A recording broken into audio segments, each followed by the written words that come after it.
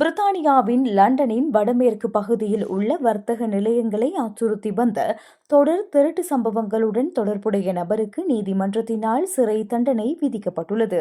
மேற்கு லண்டனின் Northolt பெட்ஸ் ஹில் லேண்ட் பகுதியைச் சேர்ந்த 37 வயதுடைய சாம் ரைலி என்ற நபருக்கே லண்டன் வில்ஸ்டன் நீதவான் நீதிமன்றம் கடந்த வெள்ளிக்கிழமை 12 வாரங்கள் சிறை தண்டனை விதித்து தீர்ப்பளித்துள்ளது.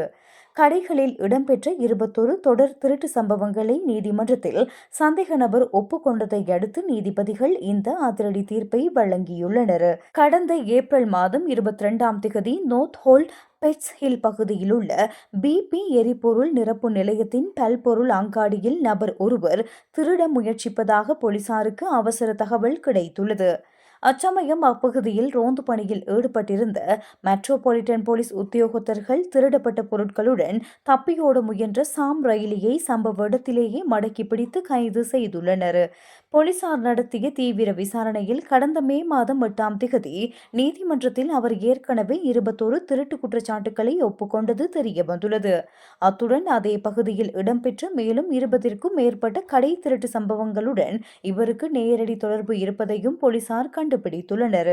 இந்த விசாரணைக்கு தலைமை தாங்கிய போலீஸ் சார்ஜன் ஆஷ்லி ஹார்ட் கருத்து தெரிவிக்கையில், மீண்டும் மீண்டும் குற்றங்களில் ஈடுபடும் சாம் ரைலி போன்ற தொடர் திருடர்களை குறிவைத்து தண்டிப்பதே மெட் போலீசாரின் முக்கிய நோக்கமாகும் என்று குறிப்பிட்டுள்ளார்.